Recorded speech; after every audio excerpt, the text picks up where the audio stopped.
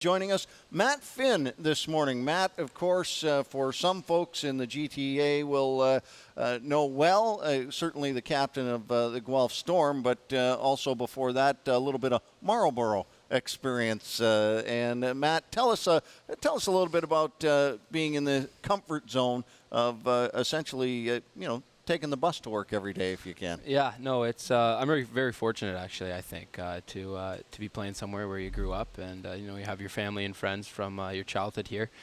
I mean, Connor Brown too. He's one of my best buddies since we were 3 or 4 years old. So to go through it with him, it's pretty special. It's great to be your hometown, like I said, and you do have that comfort zone. So I'm fortunate because a lot of guys are playing miles away from home, and luckily for me, hopefully I'll be here. Now, Matt, you came into the rookie camp this year. Year 3, because a couple of drafts or a couple of years of training camp because of being drafted a couple of years ago. Your experience at the rookie tournament and then coming into the main camp, how did it feel comfort-wise, and the difference from the playing junior last year, you go all the way to a Memorial Cup final, and now you're playing against NHL players, speed factor and things. How was it? It was difficult. It was. It's different. I mean, you hear about how hard that jump is to the next level, and you think, okay, yeah, maybe I can do it. But it's definitely a lot harder than people make it out to be. You see those superstar young kids going in and making the difference at a young age, and you think that might be possible for you. But you don't see all the other kids that are battling it out, trying to get into the East Coast League and the AHL, and just to get to that NHL is it's a huge jump, and even this league as well. But I was definitely more comfortable this year. Coming in 3 years, like you said.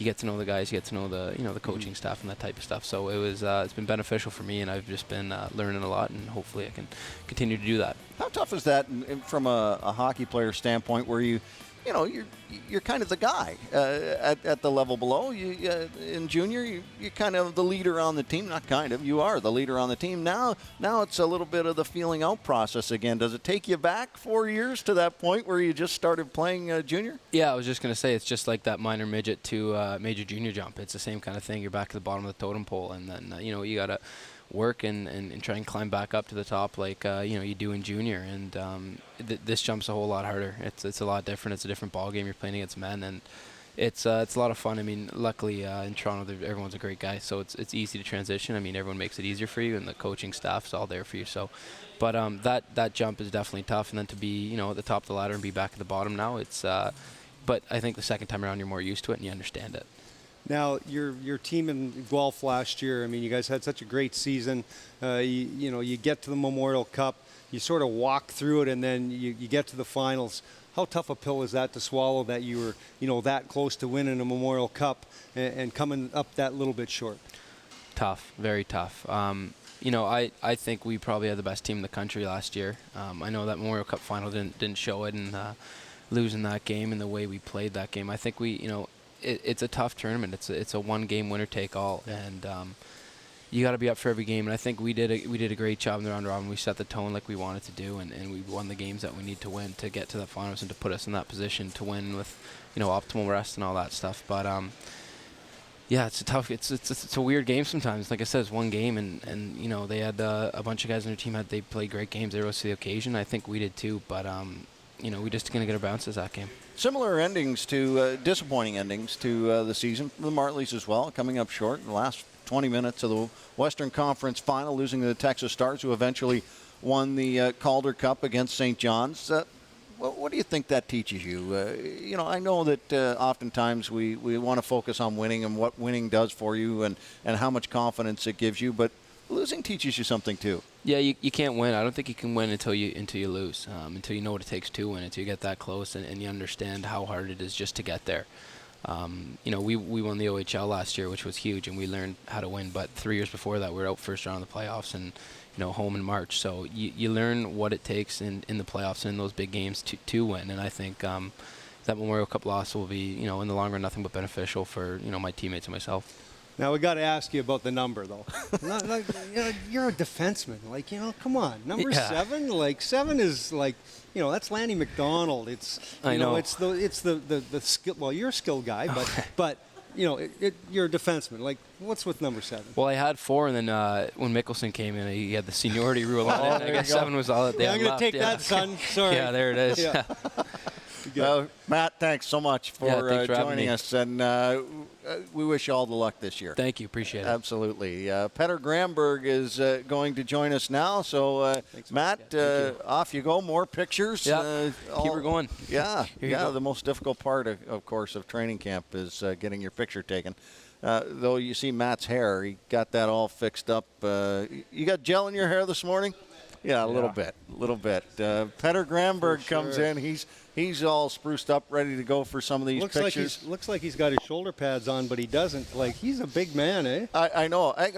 Petter, can we arm wrestle a little? No, because it would be silly. I'd be over there in front of the bench. Petter, you look like maybe your training program got a little bit more intense over the course of the summer. What did you train like this year? Well, I kind of train the same way as I always do. I mean, we're a couple of guys back in Skellefteå, and we're working out together and trying to keep us in shape. Now, Petter, year number 2 coming in. A lot of the talk through training camp about you cracking the National Hockey League lineup. That obviously hasn't happened now that you're back here with the Marlies. Obviously, it's disappointing, but myself, I thought you had a good training camp, and it's something where what did they say to you when you come back that you have to work on for you to take the next step to the NHL? Well, it's all about confidence. I mean, trying to stay close in the gaps and stay confident out there with the puck and stay physical. We talked last year a lot about making that jump, and much was made of making that jump to the North American size ice.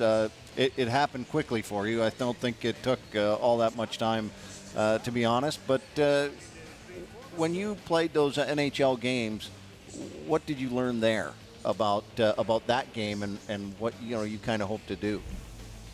Well, I mean, the NHL, it's one step better overall. I mean, it's better players and more skilled players, and you have to stay closer and kind of one step better overall. Who was there that in camp, in Leaf camp, that when you scrimmaged back and forth, who surprised you, or who was as advertised? Who was the guy that you went, oh, there's a reason why he's that good?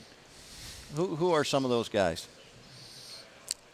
Oh, well, I don't know really, but if you see guys like Kessel and Lupula, and I mean, those are pretty good players for sure. Now, within this organization, Carl Gunnarsson was here last year as someone from Sweden that you can kind of lean on. This year, you got Michael Nylander comes to camp. You got Victor Love here. You've got Tom Nielsen. That's got to feel pretty good that when and that you've got some countrymen here to make you feel more comfortable. So you're sort of the veteran guy here now, where they're going to lean on you about what to do in the city of Toronto and stuff. It's going to be a lot of fun for you guys, I'm sure. Yeah, for sure. Finally, we got a couple of Swedes. They're going to open a Volvo dealership too. No, yeah. No? maybe not. Maybe an IKEA. The Petter, your expectations for this year obviously were focused on making the Maple Leafs. How do you readjust now? How do you look at what you have to do with the Marlies? Well, of course I want to play in the NHL, in the big league, but I want to play games and develop my game, and it doesn't matter if I play here or in the Leafs, as long as I play.